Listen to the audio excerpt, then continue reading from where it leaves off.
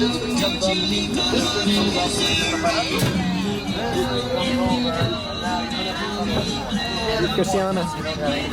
welcome.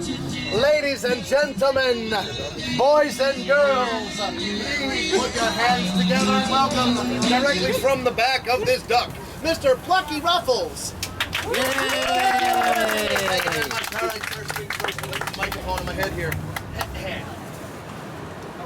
All right, can you hear me? Yeah. Is this thing on? Welcome everybody to Boston Duck Tours. I'm your captain, Plucky Ruffles. Not only am I a tour guide in the city of Boston, I also happen to be a cruise ship comedian.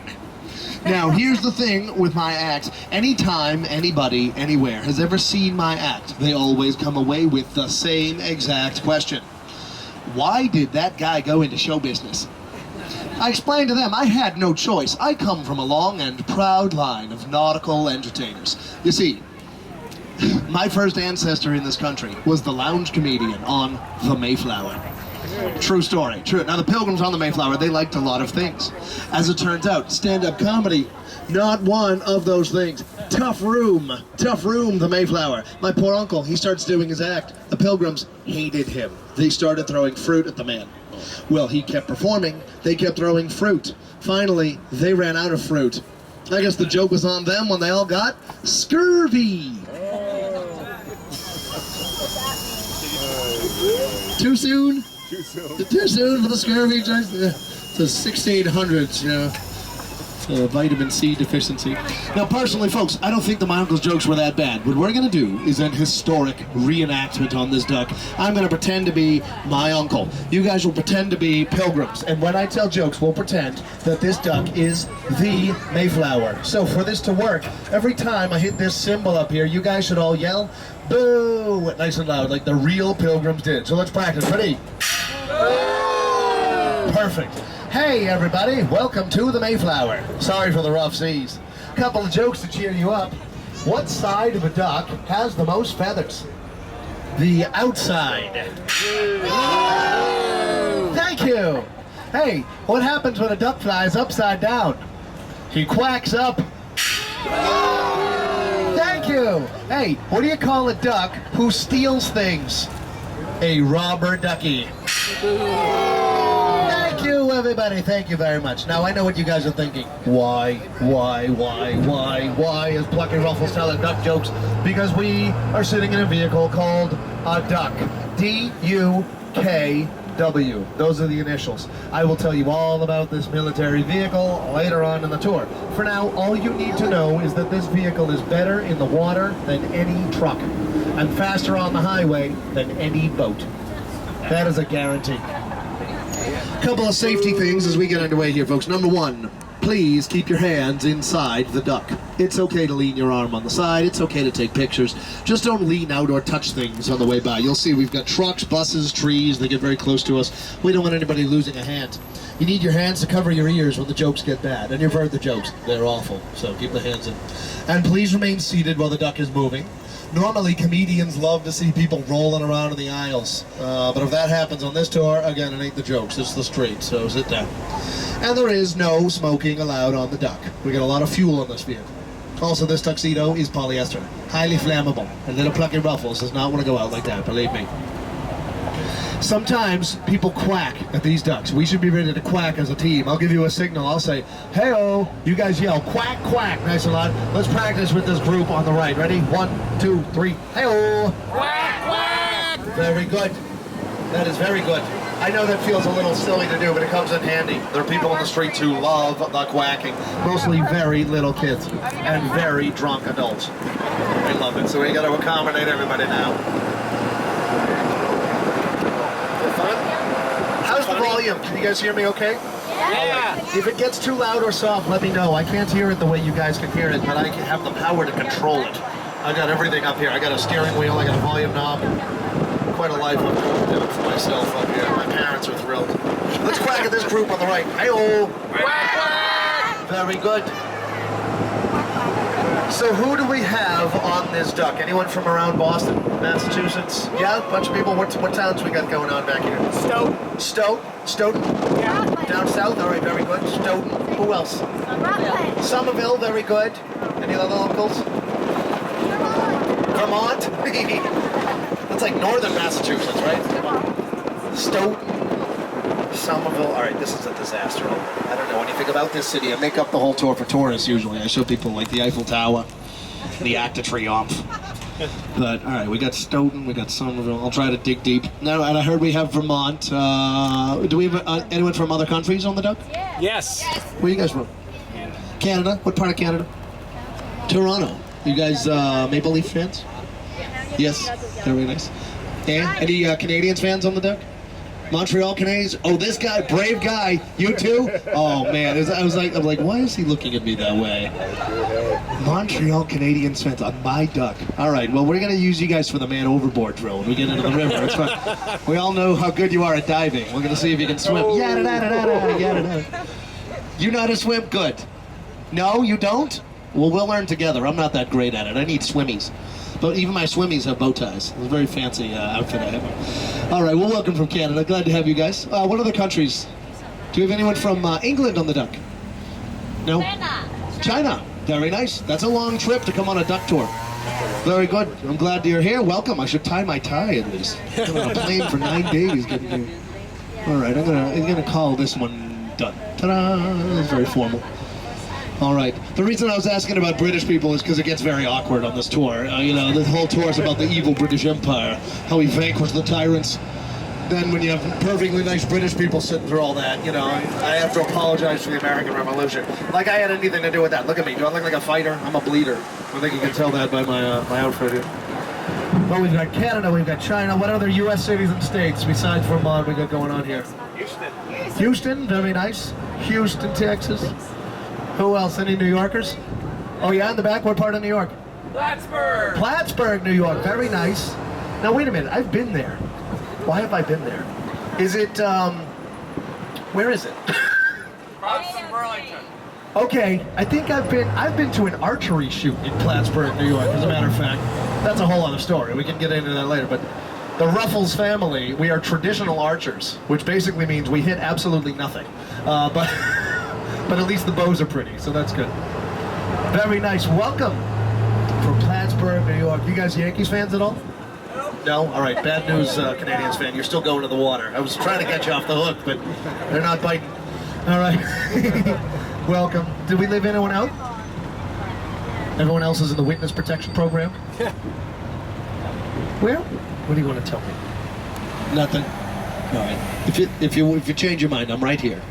We can have a chat. Welcome to Boston. Is this anyone's first trip to Boston? A couple of you? Awesome. Very nice. Well, welcome. I love driving people around, which is a good thing because that's my job. But my job is actually to give you a history tour of the city of Boston. I'm going to drive us all over the town. I'll show you things. I'll tell you things. We're going to drive into the river. With any luck at all, then we will drive out of the river. But one thing at a time. Although, you know, I get a little iffy about it, but we will have those Canadiens fans kicking for thrust, so that'll be good to get us up the ramp. That's good. We'll limber up a little.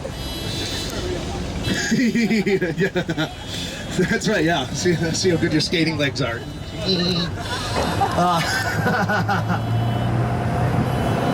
So the portion of the city we're entering is called the Blackstone Block, and it is named for this guy, William Blackstone. He was the first European settler ever to live in this area, even before the city was called Boston. The piece of land on which it's built was known as Shawmut, which was a Native American word meaning living water. I'll get into that later in the tour, but this whole block is named the Blackstone Block because of that guy, William Blackstone. The 6 glass towers on the left of us here, these are the towers of the New England Holocaust Memorial. Very moving experience to walk through the towers. On the right, this is not the most pretty thing in the world, but it's useful. It's called City Hall Plaza, and we use it as a public outdoor gathering space all 4 seasons of the year. On the left, Faneuil Hall and Quincy Market. I don't think so. These sites together make up the most popular tourist destination in the whole city of Boston, which is why there are street performers here all the time. So the street performers who perform here have to audition to perform here. You can't just show up and put out a bucket. They'll kick you right out. They want you to audition for an artistic committee, and they make sure the act is, you know, family friendly and any good. And so once you get your little placard there, you can set up shop. Faneuil Hall itself is a red brick building. that was built in the 1700s as a gift to this town from the wealthy merchant Peter Faneuil. He wanted a public market on the ground floor with meeting houses up above. It was built that way in the 1700s, and it remains that even today. Quincy Market was added in the 1800s and named for Josiah Quincy, a mayor of Boston. There, like I said, are restaurants, street performers, bars. There's even an ice bar in this area now called Frost, and the entire thing is made of ice. The furniture, the glasses you drink from, and on a hot day, it's great in there because it's colder than a witch's house if she doesn't turn the heat on. That can get wicked cold. In front of Faneuil Hall on the left, we're about to see a statue of a guy named Samuel Adams. When I say Sam Adams, what comes to mind? Beer. Beer. Sam Adams was a terrible brewer in real life. Here's the statue on the left of us. Sam Adams went bankrupt 2 times trying to run a malt house, which is where you roast the malt for beer making. He stunk at brewing beer. He didn't care anything about it. What he cared about was politics. And I'm bringing up politics because it's such a comfortable topic for everybody, especially around the holidays with family in town, you know? No, I'm bringing it up because of this red brick building on our left. This is the old State House. You want to put your sweater on? That means step back, not hello. Okay.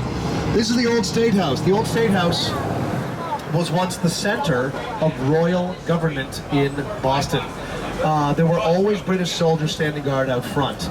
And these soldiers were chosen not because of all their military training. They were chosen because of their youth. They were young, they were strong, they could stand out in the cold with guns looking important, even in the middle of the winter.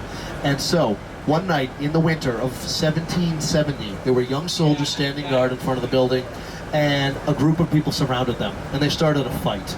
And the soldiers were being professional, they didn't react, so the fight got bigger, and the mob got bigger, and all of a sudden there was a riot. And there were people throwing things at these soldiers, like rocks and firewood, and they're yelling at them, "Fire! Fire!" That's how we talked around here even back then. Wicked weird, you know, fire!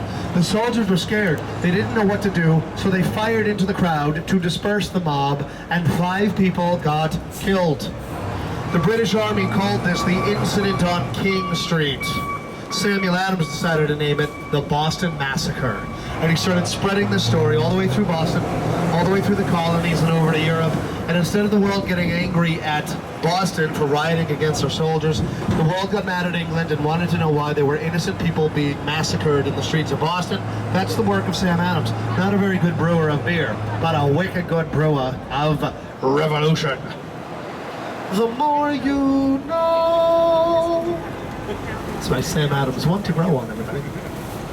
On the left is the King's Chapel burial ground, and ahead of us on the left is the King's Chapel Church. King's Chapel Church has the largest bell ever made by Paul Revere. Now, if you know that name, Paul Revere, it's because he's the guy that rode a horse one night from Boston all the way out to Lexington, Massachusetts, on what became the eve of the American Revolution. But he was already famous in this town for being a craftsman and a bell maker, and the largest bell he ever made is hanging in that church. Also on the left, Omni Parker House Hotel, oldest continually operating hotel in the country. It's where they invented the Boston cream pie. Coming up on the right, we're going to see the grave of Samuel Adams. There he is right there, Sam Adams. On the left is the Beantown Pub, the only place in the world you can drink a cold Sam Adams while looking at a cold Sam Adams. Thank you, everybody. Thank you so much. This is the Granary Burial Ground. There are 3 signers of the Declaration of Independence buried in there. Samuel Adams, John Hancock, and Robert Treat Paine. Also buried in there is Paul Revere.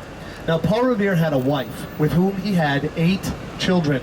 When she passed away, he remarried, and with his second wife, he had 8 children. 16 kids in all, 8 and 8. We call that an equal division of labor. Thank you, everybody. On the right of us, this is a church called the Park Street Church. Park Street Church is where the tune America was sung for the very first time by a children's choir. And you can picture the kids. They were on these steps in their robes. They're all singing, "On the hills and on the plains, they're coming to America." Not that American, that's Neil Diamond. The one I'm talking about is, "My country, 'tis of thee, sweet land of liberty, of thee I sing."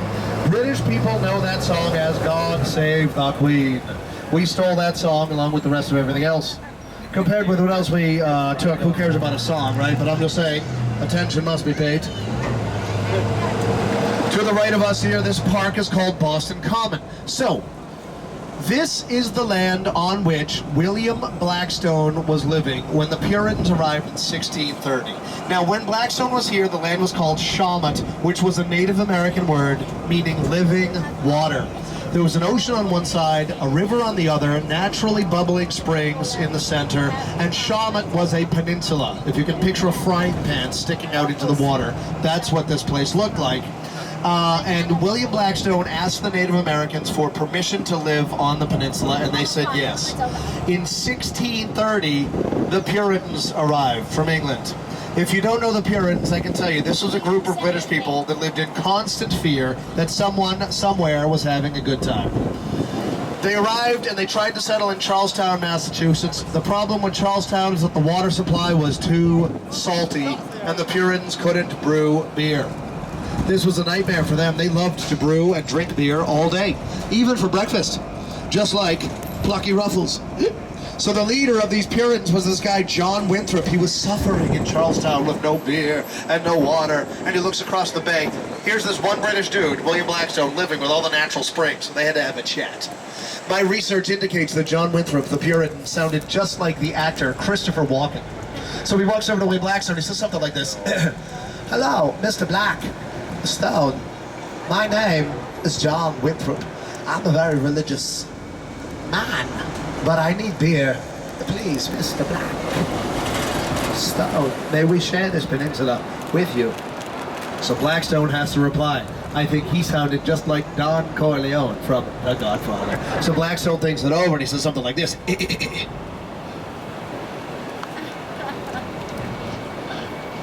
Yes. Thank you, everybody. Thank you very much. This is my William Blackstone impression. It's the best in the city. Thank you so much. So the Puritans moved from Charlestown over to Shawmut. The first thing they do when they get here, they rename Shawmut Boston, because they came from Boston, England, on the east coast of the country. The next thing the Puritans did was they annoyed William Blackstone so much that he took off and he left for Rhode Island, leaving the Puritans in this new city of theirs that they named Boston. And the rest, as they say, is the history that we're discussing on this historic tour. Now this area of town, a lot of the buildings belong to Emerson College. Emerson is just one of the many, many good schools in Boston. But Emerson has a theater program, a communications program, a film school.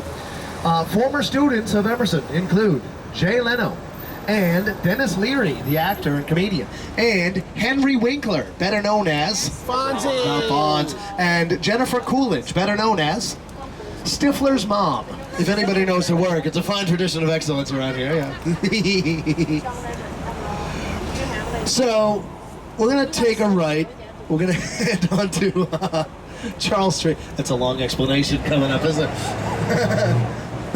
This little guy, who's Stifler's mom?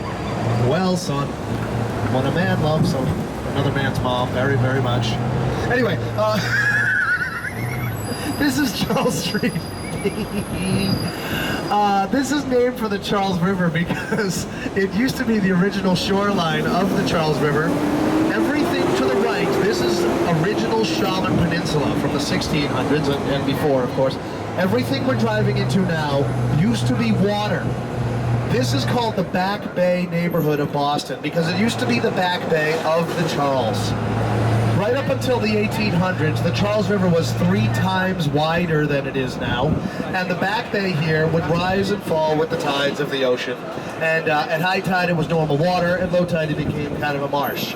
Well, we get this bright idea that we're going to put a dam in between the Charles River, which is now about a mile to the right of us. We're going to put a dam between the river and the Back Bay, and we're going to use the tides to create power for a mill. What we created by accident was a gigantic, stagnant cesspool of water, filling with disease and mosquitoes and sewage. There was poop in the water as far as the eye could see. It was completely disgusting. So we had to come up with a better plan. And this plan was filling in the entire Back Bay of the river with dirt and rocks and gravel from a town called Needham, Massachusetts. There used to be a part of Needham called Needham Heights. Well, now it's all just called Needham. We took the heights, we dumped them into the poopy swamp here to make this neighborhood. It took 40 years of continuous labor. There was a railroad built from Needham into Boston specifically to bring dirt and rocks from one place to the other. All of the streets are in alphabetical order, and they're all named for British lords. Arlington, Berkeley, Clarendon, Dartmouth, Exeter, Fairfield, Gloucester, Hereford, Ipswich, down to Kenmore Square, home of Fenway Park, home of the Boston Red Sox, the greatest baseball team in the city of Boston. I know we're probably not all Sox fans. Who cares about arguing? No, Expos. right now. Do they still exist? No. Where did they become? Do you remember? See, they became the Mariners? No, they became the Washington Nationals. Say again? Washington Nationals. Oh, they became the Washington Nationals. All right. I knew we could sort it out together. See? Why would we argue baseball when we can puzzle through the archives of who expanded where? Now, we're coming into Copley Square, which is a very nice part of town. There is a building ahead of us on the left. It's a big glass skyscraper called the John Hancock Tower. It's the tallest building in New England, made with over 10,000 panes of reflective glass. I see some of you have cameras. Get them ready and point them out to the left side of the duck. You're going to want this picture. This is about to be the prettiest thing you're going to see on the whole tour. What we'll see is the reflection of our own duck and the aquarium being driven by me, Mr. Plucky Ruffles, and you guys from all over the place. Look at this. Whee! Amazing, beautiful, gorgeous. You can also see that church, but who cares? It's Plucky Ruffles and you guys. Whee! One more view coming up on the left of us. Also ahead of us on the left, there's a hotel called the Fairmont Copley Plaza Hotel, which is much more famous recently as the exterior of the Tipton Hotel from a TV show called Sweet Life of Zach and Cody. In Copley Square, you can hear there's some sort of a hoopla going on. Radio station playing music, forcing their music on everyone. That's good. To the right of us, you can see a church called the Old South Church. Old South Church has the oldest church congregation in Boston. Now, I don't mean that they're elderly. What I mean is they've been around for the longest time, since 1669. This congregation, members of this congregation, have sailed on the Mayflower, taken a midnight ride with Paul Revere, dumped tea into Boston Harbor, and signed the Declaration of Independence. That is a wicked old congregation over there. Ahead of us is the main branch of the Boston Public Library. This was the first major public lending library system in the country. First place where anyone from the public could become a member of a library for free and take the books out with them for free. That's why if you look on the left, you'll see the words carved in stone, free to all. Not yet. Apparently 92.9 has gone country. Oh no, that's not country. That's the Rolling Stone song. It goes on for 95 minutes too long. Perfect. So Copley Square is named for a portrait painter, John Singleton Copley. And there's a statue of John Copley that we're about to pass on the right. Once we're gonna make a right onto Boylston Street.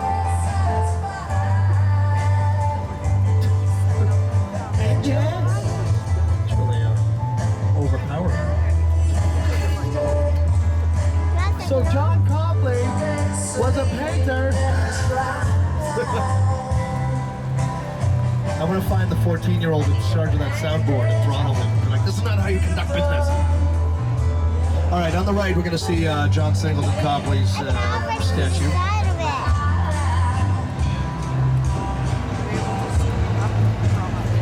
So, the statue on the right has a palette and a paintbrush to show that he was a painter. He also wears a ruffled shirt to show that he and I go shopping together. He is the man for whom all of Copley Square is named. On the right of us is a church called Trinity Church. Trinity Church is considered to be one of the top 10 finest examples of architecture in the United States. Only church on the top 10 list of buildings. To the right, against the church, look to the right, you're going to see a statue of a guy waving to us, and just behind him, a statue of the Emperor from Star Wars. The guy waving is named Phillips Brooks. Phillips Brooks was the rector of the Trinity Church when they built it in the 1800s, and that statue is almost life-size. Phillips Brooks was gigantic.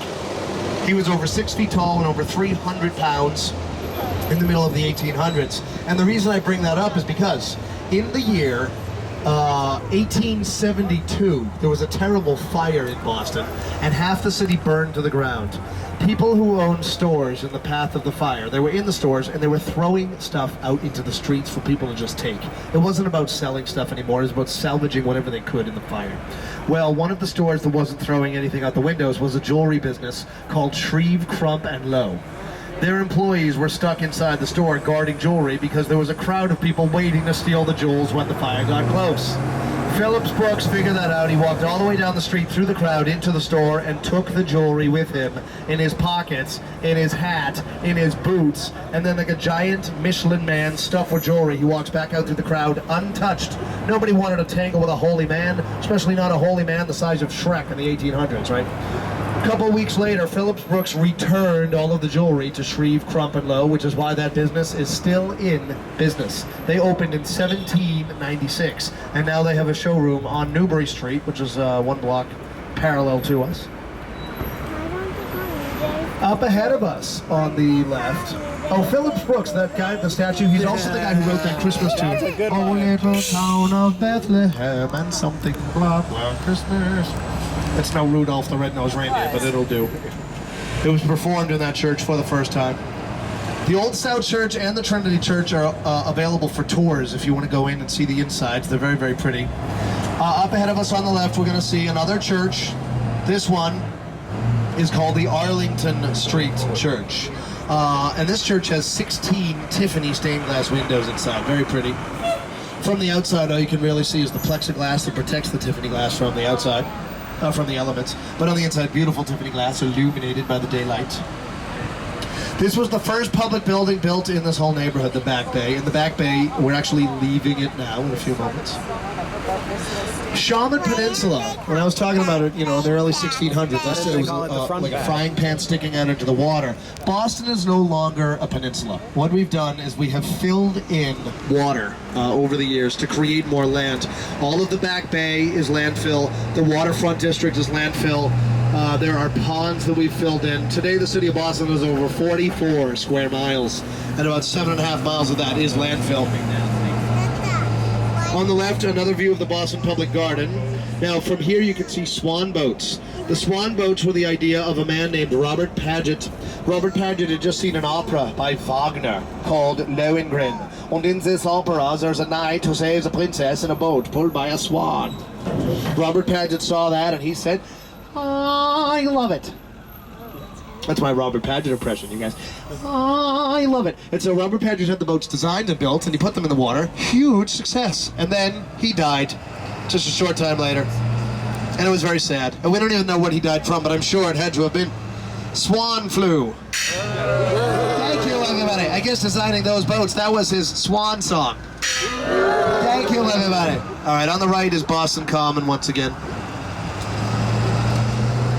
So when the Puritans came to town in 1630, they were so grateful to William Blackstone for letting them move here that they set aside 48 acres of land as a gift to him. Very quickly, Blackstone realized he did not like these Puritans at all. They were too religious, they were too strict, they were actually very cruel. So he left. When he left, he sold all of this land back to the Puritans for 30 pounds sterling, which is today about 68 American dollars.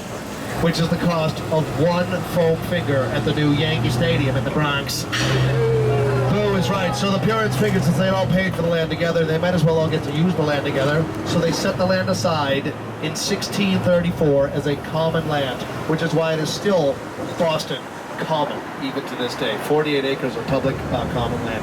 On the left, you're going to see duckling statues. See the lady in the pink shirt on the second path in with a little kid. The little kid is sitting on a duck statue, and if you look behind, you'll see all these little duckies in a row. These are the characters from the book Make Way for Ducklings. Mrs. Mallard in the front, and then all the little ducklings following. Jack, Cack, Lack, Mack, Knack, Oack, Pack, and Quack. If you follow basketball, you know that at one point the Celtics also had Shaq. So we're going to put his statue there too now that he's retired. We're just saving up for more bronze. He's gigantic. Here we go up Beacon Hill. Beacon Hill is such a fancy neighborhood, they might as well just call it a schmancy neighborhood. United States Secretary of State John Kerry has a house up here on Beacon Hill, and he's rich. You know who's even more rich? His wife, Teresa Hines. Now, I'm a tour guide. I can't tell you which house is theirs, right? If you go down this little driveway here, get your friend to give you 10 fingers over that wall, you get to this big, beautiful red brick mansion in the shape of a ketchup bottle. It's number 57. Thank you, everybody. Heinz 57. Just tell them Plucky Ruffles sent you. If you keep knocking on the number 57 long enough, they're supposed to come out slowly. Thank you very much. Down to the right of us, you can see this little puddle in the park here. This is called the Frog Pond. Every summer we fill it up with water so little kids can splash around and play in there. Every winter we freeze the whole thing over. It becomes an ice skating rink on Boston Common. On the left, we're about to see the Massachusetts State House. Beautiful building with a golden dome at the top. This is the center of government in our state. This is where the governor holds office. It's where the laws are made. It was built in 1795 by Charles Bulfinch, America's first professional architect. Bulfinch designed the red brick portion of the building and the dome at the top. Over the years, the State House has grown. The two marble wings you see on either side, those were added around the time of World War I. All this marble came from Vermont. They actually brought it all the way down here to use for building the wings of the State House. So thank you, Vermont. There's another wing in the back, made of yellow bricks. Came all the way from Oz. I just came up with that. It's not that funny. Kind of funny. Anyway, so this trolley is blocking the view of what I normally point out here. There's a statue on the right called the Robert Gould Shaw Memorial. Robert Gould Shaw was the commander of the Massachusetts 54th Regiment, the first all-black volunteer regiment from the north to fight in the south during America's Civil War. They made a movie about those brave soldiers. That movie's called Glory. Now you might be able to sneak a peek at this statue here. It's important. It's so important that it was put opposite the State House so that the lawmakers in future generations only have to look down the hill to remember the bravery of those soldiers from the Civil War. On the left, this is the statue of a woman named Mary Dyer. Poor Mary Dyer was a Quaker. She was executed on the Boston Common by the Puritans because she wasn't a Puritan, she was a Quaker, different religions. This is absurd. The Puritans were the people who came here for religious freedom. Once they had their freedom, they used it to persecute and execute everyone who didn't believe what they believed. In short, the Puritans were nincompoops. More on that in a minute. I want to show you this wing of the State House from the 1800s. There's a firefighter memorial, a law enforcement memorial, the column in the center with the eagle at the top. That's a replica of the Revolutionary War monument, designed also by Charles Bulfinch, the guy who built the State House. Mary Dyer's execution was a disgrace, and later the people who wrote the Constitution of Massachusetts put into the document freedom of speech and freedom of religion. That document became the blueprint for our United States Constitution. So in this country, we now have freedom of speech and religion guaranteed in writing to us because of the horrible treatment Mary Dyer received in Boston in 1660. Switching topics, on the right of us is a pharmacy called Rite Aid. I don't know, that's it. I'm out of stuff. I got a red light I expect here. How much can I talk? Here's a Dunkin' Donuts. Actually, this bar is great on the left, the Red Hat. I've been in here all morning. They got a wicked good Bloody Mary in there, I'll tell you. Put feathers on your chest. Here's Dunkin' Donuts on the left. So, the hill we just came down is called the North Slope of Beacon Hill. The North Slope was once one of the largest communities of free black American citizens in this country before the Civil War. The first black school in the United States was located on the North Slope of Beacon Hill. One of the first black churches in this country, North Slope of Beacon Hill. Massachusetts was the first state to have slavery. Then the first state to abolish or get rid of slavery. In fact, when we signed the Massachusetts Charter, we went from, slavery in England and the colonies to now no slavery in Massachusetts. And then getting the rest of the country up to speed was not easy. It took the Civil War, took the abolitionist movement, which was centered in the North Slope of Beacon Hill. On our left is a church. We're heading toward it now. This red brick church is called the Old West Church. Let's quack to the right. Hey-o! Quack, quack! The Old West Church was once a safe house in the Underground Railroad. That was the system we used to get fugitive slaves from the southern states all the way up to Canada for freedom. They needed places to hide along the way. from the bounty hunters who are trying to bring them back to the south. The Old West Church was just one of the many, many safe houses available in New England to offer people safe harbor on their journey to the north. On the right of us, this building is called the Charles Hurley State Services Building. This is a style of architecture that we call brutalism, because it's wicked ugly. Even though it's so ugly, now the building's kind of famous because of a movie that took place in Boston called The Departed. Or if you're from Boston, that movie's called The Departed. In The Departed, a wicked handsome Leonardo DiCaprio comes running down a set of stairs here. I'll show you the stairs in a moment. Down at the bottom of the hill, on the right of us, you're going to see the staircase from The Departed. So Leonardo DiCaprio runs down here. This is supposed to be state police headquarters. Well, if you run up the stairs, all you get to is a courtyard. If you cross the courtyard, all you get to is a street. But if you cross the street, there is that Dunkin' Donuts up there. So the movie was right. State police headquarters right up those stairs. Thank you.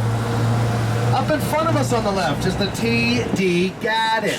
Now again, normal people say garden. We are not normal. We are from Boston, and this is the Garden. It's where the Boston Celtics play basketball. It's where the Boston Bruins play hockey. Currently, both of those teams are playing golf, which is why we're able to be civil with each other up here in the front. You know, So are the Sox. plenty of cold. Yeah. So are the Red Sox. Hey. Boo is right. Boo. What a fickle town, you know. They win the World Series last year, and now we're like, we hate you.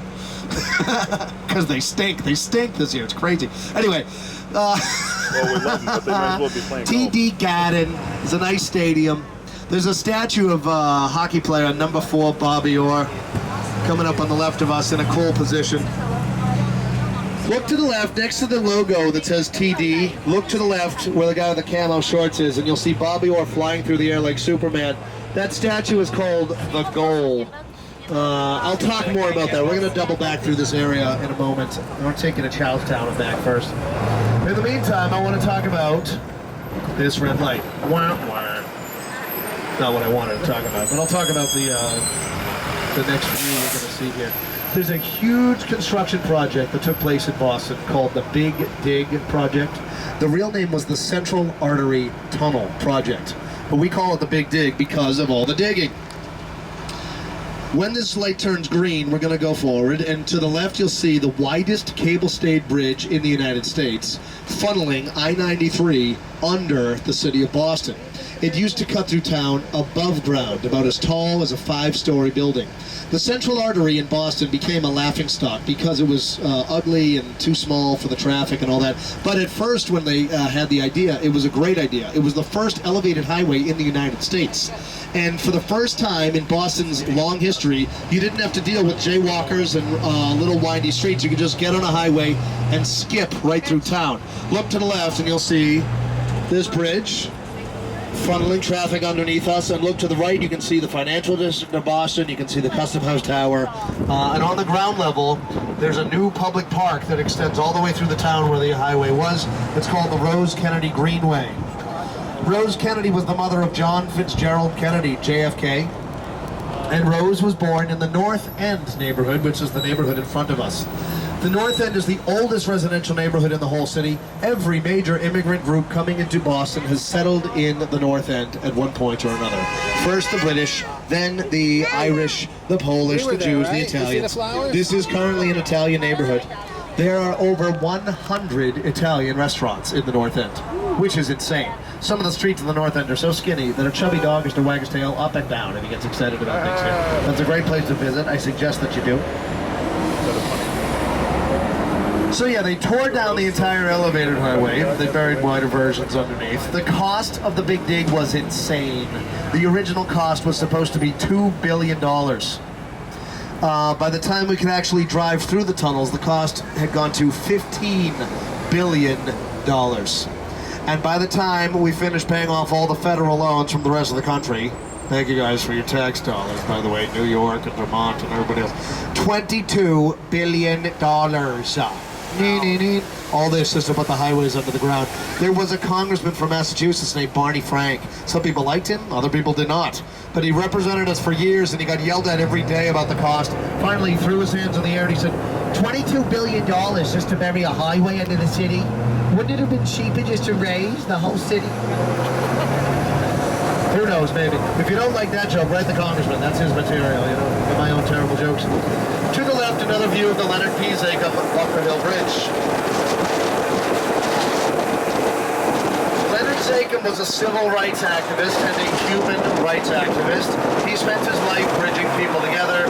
When he passed away, they wanted to honor his memory with a bridge, so they put his name on this one. The Bunker Hill part of the name is because the tops of the towers look like the Bunker Hill Monument over in Charlestown, which we're heading to right now. So, 1775, we are still part of England. We do not want to be part of England anymore. And in Boston, we keep making this clear by rioting, protesting, dumping tea into the water. We are a royal pain in the royal neck. And England gets mad. They send the army to Boston to occupy the whole city. Well, at the same time, we had an army forming. We called our army the Patriots. Up in the morning, he sees that, and he goes, "Oh, no, ye didn't." And he sends 2,200 British Redcoats up the hill to engage with the Patriot forces.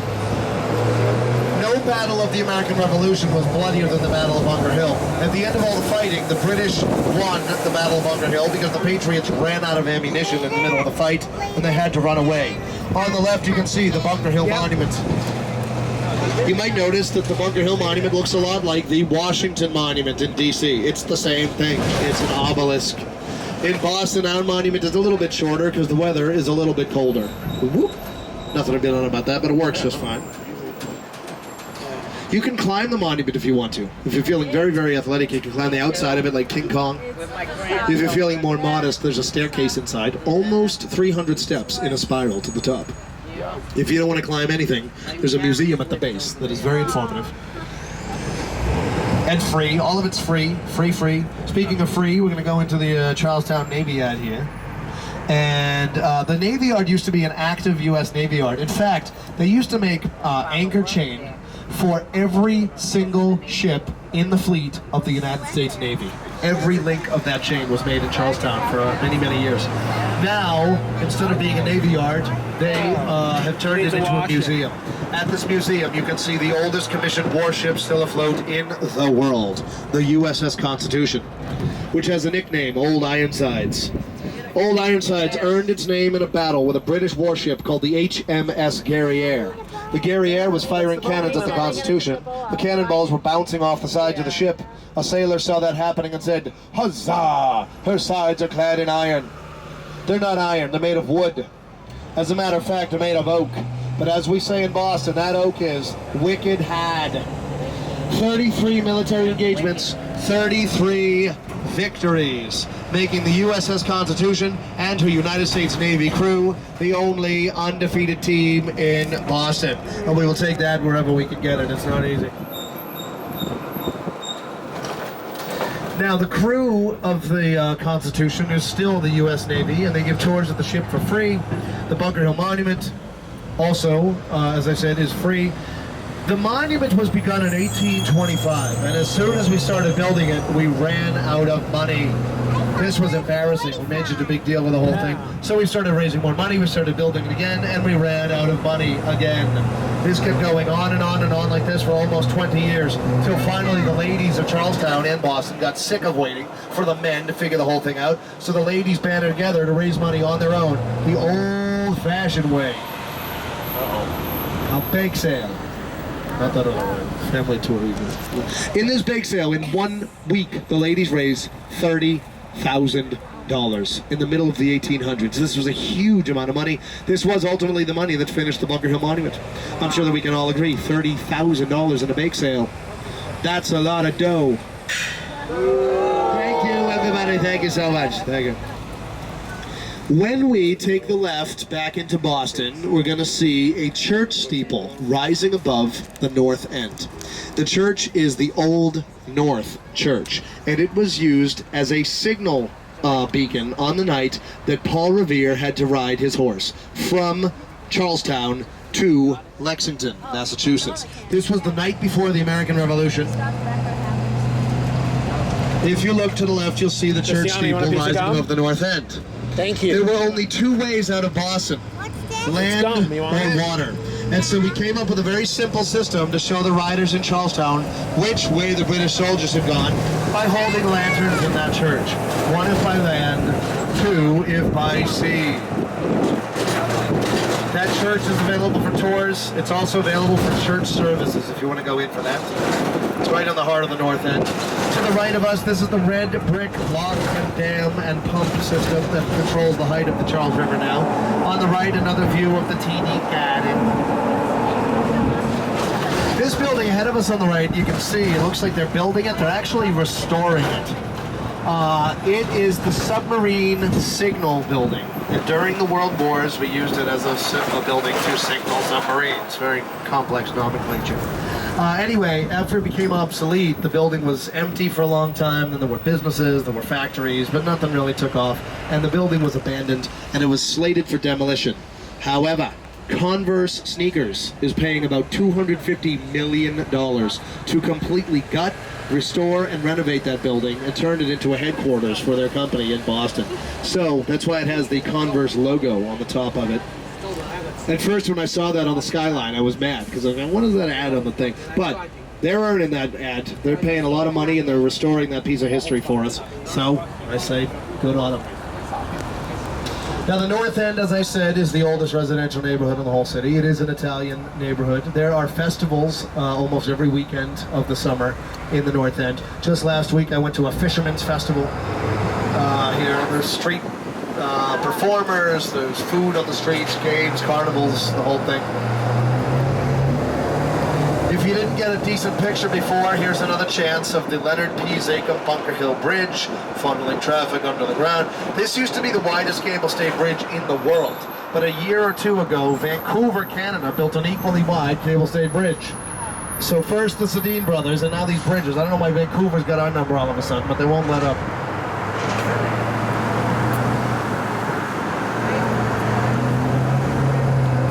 So you might have seen a glimpse of Bobby Orr's statue earlier, but now that we're going to drive right next to it, I want to tell you a little story about it because it's pretty cool. The statue is in a strange pose. He's flying through the air. It's based on a photograph of Bobby Orr after he had just scored the 1970 Stanley Cup winning goal for the Boston Bruins. What happened was, the Bruins were in the Stanley Cup Finals with the St. Louis Blues. And the Bruins were up 3-0, and Game 4 was in Boston on Mother's Day 1970. The game went to sudden death overtime.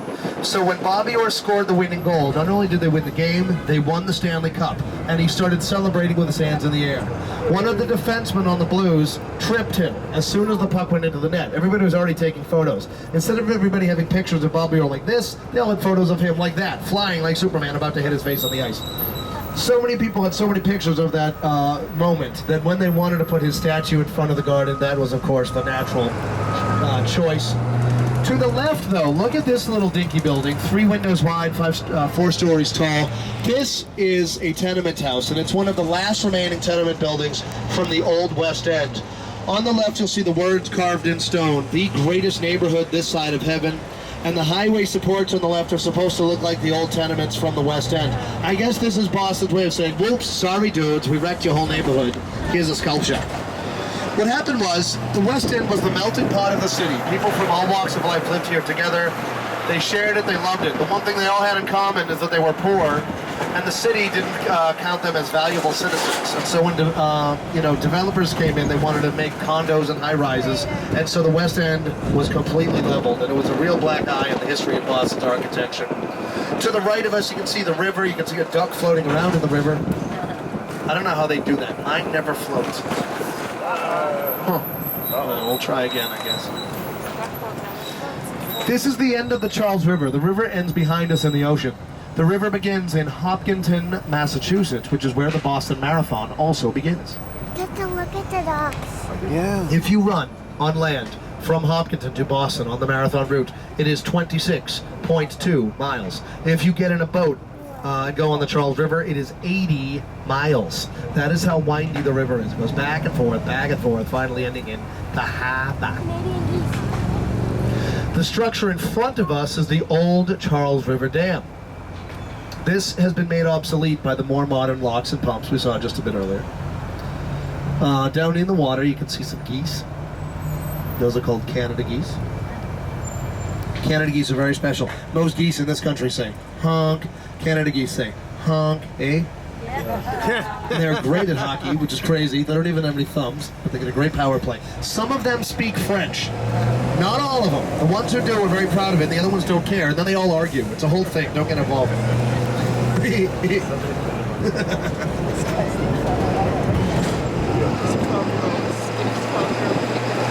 Ahead of us on the left is the Boston Museum of Science. In the driveway, you'll see a bunch of ducks waiting for their guests. You'll also see a big green statue. This green statue is the largest statue of my mother-in-law in North America. Thank you, everybody. Oh, don't get me wrong. My mother-in-law is very nice. She just happens to have razor-sharp teeth and a big, long tail. Carnivore breath. You should see her at Thanksgiving. She eats turkeys like M&Ms. Dozens and dozens. Just the brining alone takes a week. We're going to take a right. We're going to go into this office park up here. The Museum of Science is fantastic, though. I know you got on the tour, but if you haven't gone in through the museum, I recommend it. You don't have to do everything, but they have an IMAX movie theater. They have a planetarium. They've got a gift shop. They sell all these cool scientific toys. They even sell astronaut ice cream. So if you're planning a trip into outer space, stop by this gift shop. You can get a map of where you're going and snacks. It's one-stop shopping. Very convenient. The architecture in that building. To the right. Crazy. We're turning into this office park here. I want to show you a business called EF. EF stands for Education First, and the motto of this company is breaking down barriers through education. The reason I'm telling you that is because I want to show you this piece of concrete on the left of us. This is a piece of the Berlin Wall, given as a gift to the founder of EF by his employees for his 50th birthday. They figure since he has spent his life building a business to tear down barriers, what better gift for him than a piece of one of the biggest barriers to fall in our lifetime, the Berlin Wall. That graffiti is protected by plexiglass because it's original from Germany. That is not American graffiti. American graffiti is that movie with Han Solo and Opie and all of those dudes in it. That is German. It's much more efficient. We're going to continue this way because our boat ramp is under the highways. Now, because we're going into the water, the United States Coast Guard requires me to give you guys a safety speech.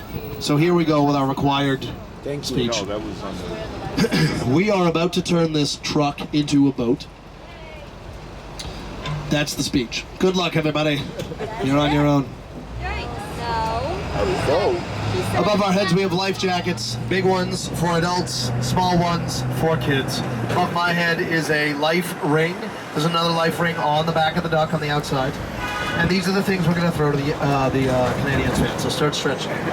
Limber up. Don't want to cramp up. Next to me is a fire extinguisher. There's another one at the back of the duck on the seats. We get a radio up here that speaks to other ducks and a radio that speaks to other boats and the police and the Coast Guard if necessary. If we get stuck in the water, we've got a radio that plays music too, so we can entertain ourselves. Now, this is the part of town where I like to bring people to rob them. There's no river. What are you, crazy? Everybody give me your lunch money and your wicked smartphones.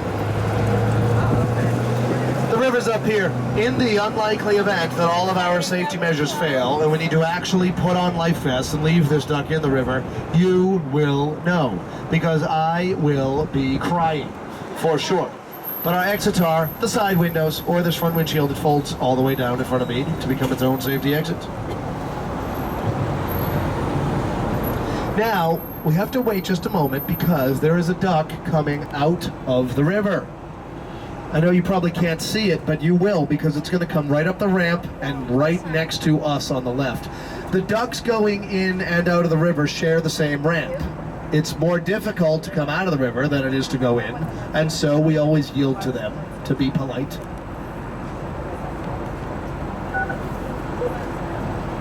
Hang on one moment here.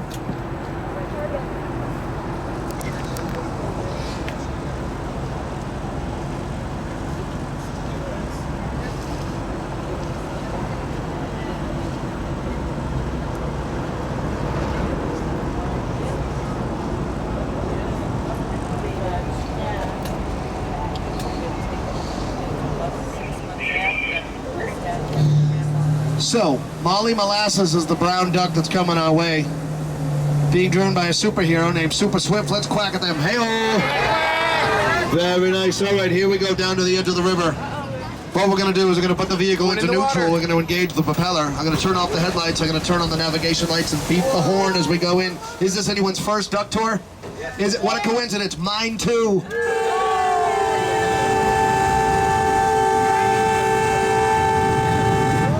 Whoa.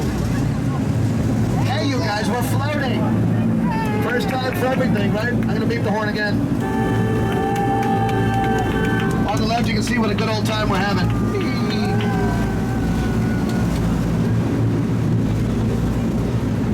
Very nice. On the left of us, this duck let us go in. So instead of quacking, when I say hey-oh, I want everyone to yell, thank you, Ace. 1, 2, 3. Thank you, Ace. That is Ace Bandage, our athlete. He's driving a duck named Red Sox Nathan. Named for Red Sox Nation, the fan of the Boston Red Sox. So when I got on the phone just a minute ago, I asked him if we could come in front of him in the river. And he said yes, because he's a nice guy. But he didn't have to. He could have said, nah, go pound sand, Plucky. But instead he said, come on in. On the left of us, you can see this red brick building on the shoreline. This place is amazing. They've got everything you could ever want. Indoor and outdoor workout facilities, huge kitchen and a staff that cooks, huge laundry room and a staff that does the laundry, 24-hour doorman security, bars in every room, and free rent. Ladies and gentlemen, Suffolk County. In the water. Guys. It looks nice from the outside, right? On the inside, I am told it looks just like any other jail. I will take their word for it. I got enough problems in my life. I don't need to go in there dressed up like this looking for a tour. So I got much more than I'm looking for, you know? Talk about a tough room.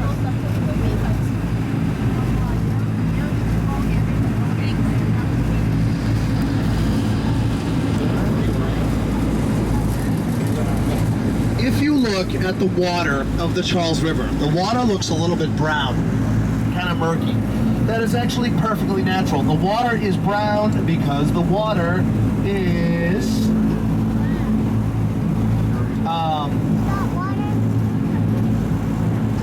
filthy. Sorry, I forgot the word. I was playing with it. It used to be so dirty, they wrote a song about it called Dirty Water. I love that dirty water. Da-da-da. Oh, Boston, you're my home. Bam, bam, bam, bam, bam, bam, bam. That song was once a national hit in this country, and it was written by people from San Diego, California. They had never been to Boston. We were nationally famous for our disgusting river and harbor. Because Cambridge, Massachusetts, on the right of us, used to be an industrial town. There were factories built on the banks of the Charles so that they could dump industrial waste into the Charles. It was very convenient, but it ruined the river and it ruined the harbor, and all we got out of it was that silly song. Luckily for us, there are non-profit organizations that have spent decades cleaning up the Charles River. Let's get ready to quack at this duck on the way by. This is Fenway Fanny being driven by Captain Mac. 1, 2, 3, hey-oh! That'd be nice.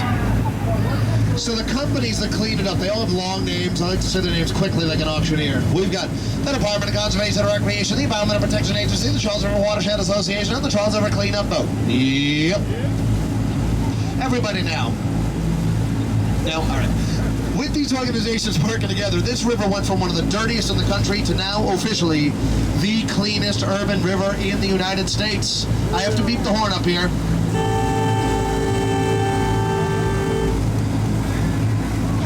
Let's quack at him. Hey-oh!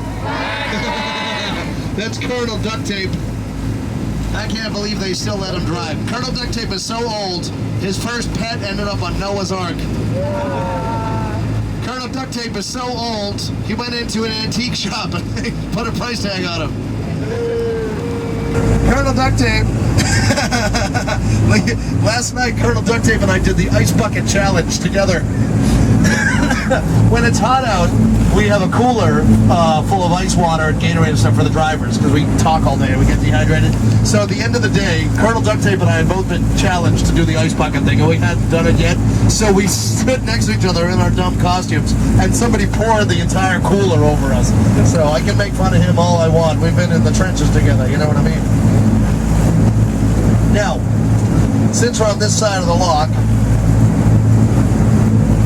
now I can switch seats. How's it going, everybody? While I'm sitting in this seat, do we have any kids who want to drive this duck in the river? All right, in the red shirt, you can be first. We'll take some turns driving the duck. Have a seat. What's your name? They take turns. What is it? Adil. Plucky. Nice to meet you. Grab this wheel, Adil. Have you driven a boat before? You have? Great. I have not, so I got some questions. What is this? No, I'm just teasing. So, Adil, all you have to do is worry about the wheel. Turn. See this boat in front of us that's coming our way? We want to let them pass on our left. And then once they're close to us, we can start turning left. We're going to go right behind them. So you can even start turning the wheel to the left now. All right, and hold it like that. Perfect. On the left, this is the city of Boston, and on the right is the city of Cambridge. This is the Charles River that separates the two. Now start turning the other way on it. Good, hold it like that. You see the Prudential Center with the antenna in front of us, that big skyscraper? That's basically where you want to head, so point us in that direction. In 1630, the Puritans arrived from England. They started settling this area. They decided to name it Boston, because they came from Boston, England. I guess in this whole trip across the ocean, these Puritans never bothered to come up with a new name for their new home in the new world, right? They're too busy making lists of everyone they're going to hang as soon as they got here. We're going to hang Quakers, we're going to hang pirates, we're going to hang... What? I'll just call it Boston again. Who's ever going to know? We're going to hang thieves, we're going to hang me. So great, the Puritans made Boston, right? Now the Puritans have to name this town across the river. They've already used up all their creativity with Boston here. So they're looking to this town, and this is a new town, so they come up with a great name. They call it Newtown. Very clever. This is perfect work, Anna. You're doing a great job. Keep us going there. Who's that guy you're sitting with in that seat? Do you know that little guy? No? I'm guessing you do. Is he any good at driving? Let's find out. Guys, give Adil a hand for going first, so let's get this young captain up here. Have a seat. What's your name? Mustafa, Plucky Ruffles. Nice to meet you, Mustafa. Grab this wheel. Hold it just like that. So the Puritans named Newtown. Then they start a college. It's the first college in the country. They can call it anything in the world. What do they call it? The College at Newtown. In the first few years of the school operating, a wealthy young minister dies. He leaves behind half of his fortune and his entire library to the College of Newtown. The school is so grateful they named the place for him. His name is John Harvard. That's how Harvard the school gets the name, and at the same time Newtown becomes Cambridge, because John Harvard and the Puritans who settled Boston, they were all educated in Cambridge, England, so they wanted to pay tribute to that. So that's how that happened. How's it going up here, Mustafa? Good. You're doing a good job already. Turn the wheel to the right a little bit. A little more. Good. And did you smile for this camera back here yet? You know this guy, right? Okay, good. You must still smile. Oh, good. All right. If you didn't know him, I was going to help you fill out a police report, because why is this guy taking pictures? But okay, you're good. I know you want to go too, right? You want to drive? Why don't you guys switch places? You come on up here, guys. Give yourself a big hand. Nice work. All right, come on up here, Pally. What's your name? What is it? Hi, I'm Plucky Ruffles. Nice to meet you. Grab this wheel. All right, as we slam into the bridge, everybody take one nice last look at a beautiful thing. On the left, you're going to see the golden dome of the Massachusetts State House, once again at the top of Beacon Hill. That dome is covered in real gold. 13 pounds of 23 karat gold is what it takes to cover that dome. Turn left a little bit. Good. So you see the bridge we're heading for? All right, I'm just checking. Anyway, so back to this dome here. No, teaser. This bridge is called the Henry Wadsworth Longfellow Bridge. Turn right now. It was named for a poet. His name was Robert Frost. That's right. No, Henry Longfellow. He wrote The Midnight Ride of Paul Revere, probably his most famous poem. Turn left a little. Good. Hold it like that. This is nice. On the left of us is a duck named Miss Emma Science, and it's named for the Museum of Science. If you say them both quickly, it makes sense. Miss Emma Science, Miss Emma Science, Miss Emma Science, Miss Emma Science. Let's quack at them. Hey-oh! Very good. All right, keep us going under this bridge here. Who else wants to turn driving this duck? All right, you, and then you're next, okay? Why don't you come on up here? Guys, give him a big hand. Nice work. You want to drive it? Have a seat right here. You want to drive it with mommy? Mommy goes with you? What's your name? No. Yeah. Hassan. Plucky Ruffles. Next time. Nice to meet you, Hassan. Oh, wait, let's shake hands in a minute. First, let's steer away from this barge. Everybody put these on. No, I'm just teasing. We're fine. Okay, Hassan, you see this red buoy in the water? Let's turn toward it. And now let's shake hands. How are you? I'm Plucky Ruffles. Okay, Hassan. We're multitasking here. Now turn to the left, Hassan. Keep going. Keep going. Okay, good. Hold it like that. So, you can see some paddle surfers out here. You can see sailboats all around us. And I'm going to go very slowly so that we can enjoy the view here and the ambient noise. That's a nice touch. This bridge off to the right of us, this is called the Harvard Bridge. It's the widest part of the Charles River today. The sun, we got this boat coming toward us, so what we're going to do is turn to the right, no, the other way, turn to the right. We're going to let them pass behind us. We're going to go this way, over here. Very nice, hold it like that. Oh boy, they're steering right for us. Now turn left, fast, fast, fast. Turn. Good, hold it like that, and let's quack at this boat on the right. Hey-oh! Hello, how are you? So yeah, that's the Harvard Bridge in the distance. It's the widest part of the Charles River today. Hold the wheel just as it is. The Citgo sign sits outside of Fenway Park. Fenway is now the oldest professional ball field in the United States. 102 years old this year. Turn to the right, Hassan. Good instincts. I saw you already doing it. Good, hold it like that. To the right of us, the Prudential Center with the antenna on the top. That's another place you can get on a Boston Duck Tour. Also to the right, the big glass building is called the John Hancock Tower. That's the building where we saw our own reflection. Also, just in front of the duck here, there's a little building, looks like a small Empire State Building with an antenna on the top of it. That's called the Berkeley Building, but nobody ever calls it the Berkeley Building. We call it the old John Hancock Tower. Turn to the left, Hassan.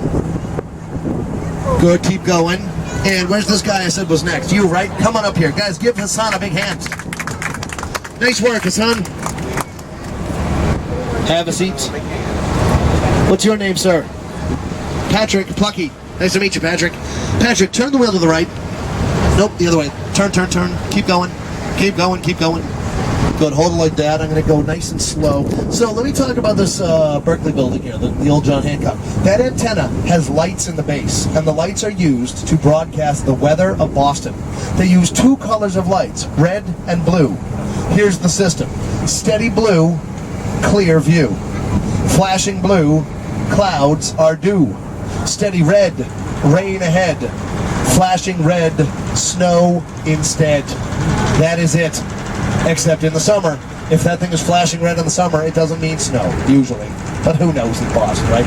Turn left, Patrick. It means, yep, that's right, keep going, that the Red Sox game is canceled at Fenway Park for the whole night, and they don't want people showing up at the park for no reason. So that's the system with the lights. Now, Patrick, are we all the way left? Good. That means, see how the boat is now going to the left? In a moment, we're going to correct to the right again. But in the meantime, have you smiled for this camera back here? Smile for that camera. Jeez.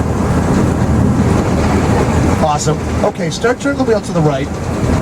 This way. Keep going. Good. Hold it like that. Let's see what that does for us. Good. So now we're starting to drift to the right, and that's pretty good because we want to avoid these sailboats. So, now turn the other way, Patrick. Keep turning. Hold it like that. Let's see what happens. You notice you turn, and then you gotta wait like 5 seconds to see what the boat's gonna do. But Patrick's got us in good hands here. Have you driven a boat before? You could have fooled me. Turn to the right. A little more. Good, hold it like that. Who else wants to turn driving this thing? In the red sweatshirt, why don't you go on up here? Guys, give Patrick a big hand. I'm doing All right, have a seat. I like your shirt. I need one of those. What's your name? Mitchell Plucky. Nice to meet you. Mitchell, grab this wheel. Turn the wheel to the left. Good, hold it like that. To the right of us, this boathouse is called Community Boating, and all these little sailboats here belong to it. Mitchell, now turn the wheel to the right. Good, hold it like that. And turn around and smile for that camera back here, Mitchell. So Community Boating is a non-profit organization. Now turn left. Good. They teach people how to sail. If you're an adult, you can learn to sail all summer for a couple $100. If you're a kid, you can learn to sail all summer for $1. Now turn right, Mitchell. A little more. A little more. Good. This is one of the companies that Boston Duck Tours helps to support every season with our Quack Quack Give Back program. Turn left, Mitchell. A little more. Good. So if you bought tickets or souvenirs, you might have been asked if you wanted to round up to the nearest dollar for charity. That's called Quack Quack Give Back. We collect change from the guests, and at the end of the year we match the donations and then spread the money around. Last year was over $50,000 going to local charities.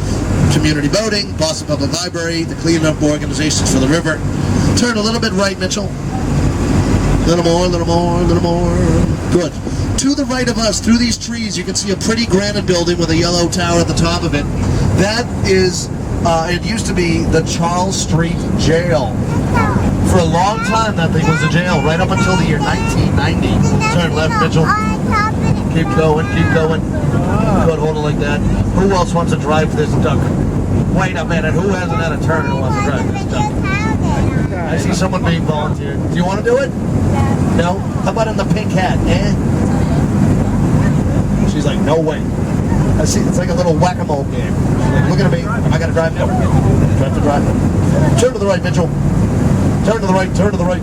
Keep turning to the right, keep turning to the right. Okay, good. You've driven a boat before? Perfect. Well, then you know the rules. Do not crash, do not sink. So, you put it in high speed. Well, I got sad news for you, Mitchell. This is as fast as this thing goes. Start turning left. Keep turning left, keep turning left. Who's saying it can go faster? How do you know, Smarty Pants? We could probably go like 1 knot faster than this. They really don't go very fast. They were built for stability, not for speed. Now turn to the right, Mitchell. See that white dome in front of us? That's where we want to head, so keep turning right. Keep turning right. Good, hold it like that. All right. So, what's that? Quack, quack, give back. Yeah, Mitchell is noticing we've got cheat sheets up in the front of the duck here. Everything that the company requires us to talk about. Turn to the left. So let's see. What about? Well, I've talked about the Museum of Science. I haven't talked about the New England Aquarium yet. This duck is named Annie Aquarium for the New England Aquarium. There, I said it. What else we got? We got Charles River Watershed Association. I talked about that. That's the cleanup organization. Quack Quack Give Back. This is my whole cheat sheet up here. Just talked about that. Frost Ice Bar. We talked about that. And Photogenics at the end of the tour. They took your picture. They're going to try to sell you that picture at the end. Da-da-da-da. Cheat sheet complete. All right. Guys, give Mitchell a hand up here. Nice work, young man. I'll take the wheel back as it is in my job description to drive. So I'm going to keep doing it. Let's talk about these ducks for a moment. On the left of us is Copley Square, named for Copley Square. Also on the left, this black duck is Longfellow Bridget, named for the Longfellow Bridge. But the aquarium, I was being flipped before when I was talking about it, but the aquarium is pretty cool. The New England Aquarium. You can get on a whale watch there. You can see a 550-pound turtle named Myrtle. Myrtle the turtle just keeps getting fatter and fatter because they keep her in a tank with the rest of the fish and the sharks, and then when they throw food in for the sharks, Myrtle keeps stealing it and eating it. So she's getting bigger and bigger, and they don't know what to do with her because she's huge and she can take on any anybody. To the right of us, these fields are called the Teddy Ebersol Red Sox fields. Teddy Ebersol was the son of a broadcaster named Dick Ebersol and an actress named Susan St. James. Teddy was a huge fan of the Red Sox. When Teddy passed away, his family donated money to Boston to build these fields in his memory. So now little kids can come and play here just like the Red Sox. And if you follow baseball, especially this year, you know that sometimes the kids play better than the Red Sox right here on these fields. These games are free, so that's a good time. Ahead of us on the left, you can see the backside of the Boston Museum of Science. The sculptures on the building represent the sciences of the museum. From left to right, we have astronomy, energy, industry, mankind, and nature. from here it's tough to see the details of the statues, but what you can see very clearly is the white stuff that surrounds the statues. That is bird poop. That is not part of the original design, of course, but it's very scientific. So sometimes if you want to talk about science, you have to talk about poop. Everybody poops sometimes.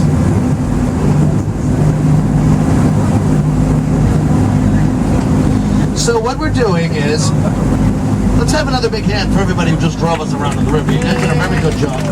The best part is when you guys drive, I get to sleep a little bit up here. And sleep isn't a premium these days. Mrs. Ruffles and I just welcomed into the world a little baby boy. He's this big, Oscar Ruffles. He's very cute.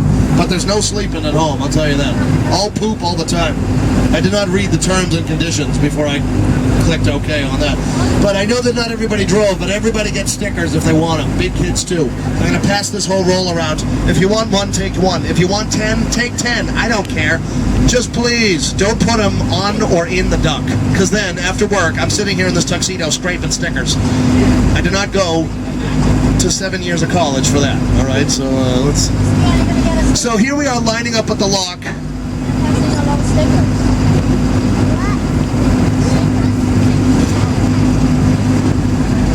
This lock is the only access from the ocean up into the river or back. That's why we have traffic lights up here. If you look to the right, you're going to see a blue and white sign on the shore. You'll also see a green traffic light on the side of the building. When that light is green, it means we can go down the river. When the light is red, obviously it means don't. The reason for the traffic light is because sometimes there are boats coming through here that are as wide as the lock itself. And when that's happening, you have to give way, so they conduct the traffic from the tower up here. It's called the Craigie Drawbridge.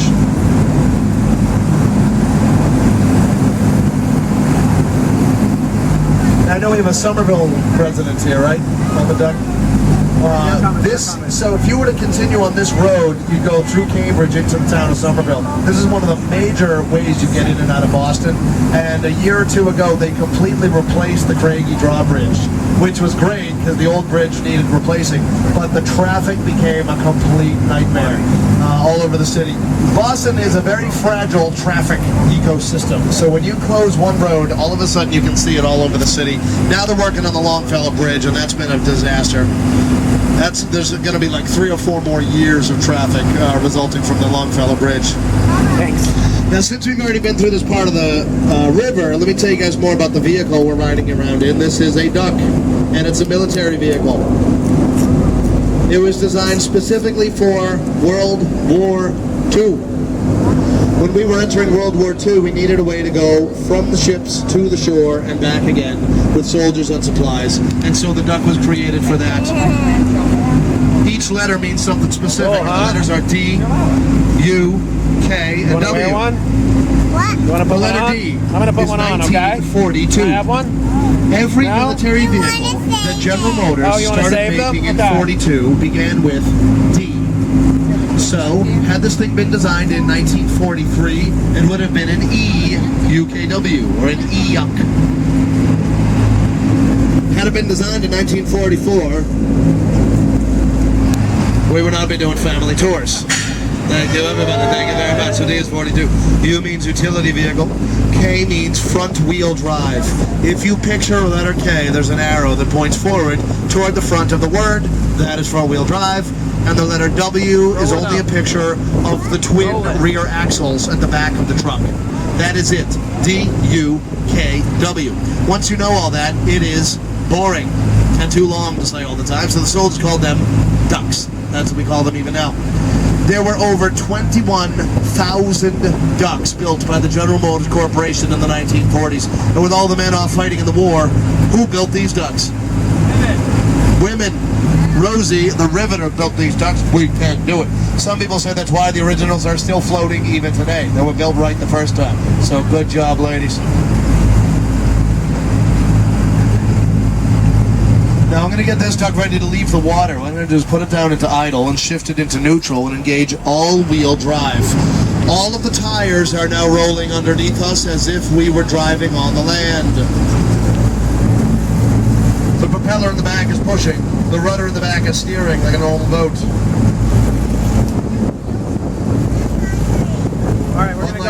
while we get all these tires, the tires will drag us up the ramp when it's time. In the meantime, I'm going to beep this horn.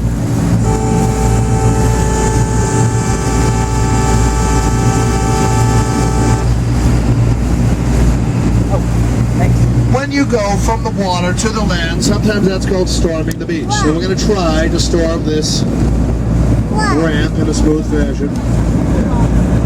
One for now. One for now? The first thing that we should feel will be the front tires touching the ramp. I hope. Uh-oh, where are they? Hey, Mustafa, did you leave the tires in the river? You don't want one? Where is he? Oh, good. You're lucky. Have one. You're lucky we got him. That was a lot of paperwork for a young man. All right. Did Patrick bring the back tires? Okay, good. Patrick brought the back tires, and Adil brought the propeller. So I'm going to turn off the propeller, turn off the navigation lights, turn on the headlights, turn off the marine radio. We're cruising up the ramp in low gear and all-wheel drive. We get to the top, and from all-wheel drive back to two-wheel drive, low gear to high. Now we're a truck. Give yourselves a hand, everybody. We just stormed the beach of East Cambridge, Massachusetts. To the right of us is a factory called Boston Sand and Gravel. Oh, I have to do something up here. We've got this guy coming next to us. This is named Guido. He is named Guido, the gondola driver. And if I don't show him in this picture, he's going to be very, very mad at me. What I'm getting out is a picture that Guido was nice enough to give to me. Look at this little cutie. I wouldn't even have this picture if it wasn't for Guido. It's a long story, but this is little Oscar Ruffles. That's a terrible quacking group. Is that their best quack? Oh, Guido, I'm sorry. That's a long trip. I put him on to sleep with the history. This is little Oscar Ruffles. It's tough to see with the saran wrap on it. Good job. Little Oscar is dressed up just like Daddy, you see. I had a laminated copy of this picture, and somebody stole it. But we got a thing where I would show the picture, and Guido loved it, and then when somebody stole the picture, he kept coming by me and goes, "Do you have a picture yet? Do you have a picture yet?" So finally he went on Facebook and printed one and covered it in saran wrap. He goes, there's your lamination. So anyway, this guy's Danny Disco. He's yawning because we're taking too long. Hi, Danny Disco. Let's quack at them. Hey-oh. Very nice. That was a simul quack. All right, we got a bump in the road we're going to deal with here, so bear with me for 1 second. There it is. All right, sorry about the bump. It's not my fault. It's not the duck's fault. It's the asphalt. Oh. Hey, still got it. Hey, speaking of asphalt, folks, there was so much concrete used in the Big Dig that instead of the tunnels under Boston, you could have built a sidewalk that went from Boston to San Francisco, and then back to Boston, and then back to San Francisco, and then back to Boston, and back to San Francisco, 3 times all the way back and forth across the United States. There was also enough steel used in the project, you could have made a 1-inch by 1-inch square steel bar long enough to go around the world at the equator. I'm no engineer, but I don't think that would have helped the traffic in Boston at all, so I'm glad they used all that stuff here for the Big Dig. I'm just saying, a lot of stuff, see? Yeah, see? Yeah. Way off to the left, you're going to see a clock tower. Looks a little bit like Big Ben in London. That is called the Custom House Tower. Custom House Tower was built in the early 1900s as part of the facility that would charge taxes on all the goods coming into town. Now, the Custom House Tower is owned by the Marriott Corporation, and they run a timeshare hotel. Now, the reason I'm telling you all that is because there is an outdoor observation deck up at the top of the Custom House Tower. And at 2 o'clock in the afternoon, every day but Friday, they allow people to go up to the top of the tower. It's a beautiful view, it's a beautiful building, and it only costs $3 measly bucks. The reason they charge money is because they donate that money to children's charities. So it's a good cause, great view, not a lot of people know about it, so I like to point it out. Oh, thank you. I'm going to put this up here. I'm going to put little Oscar Ruffles over here.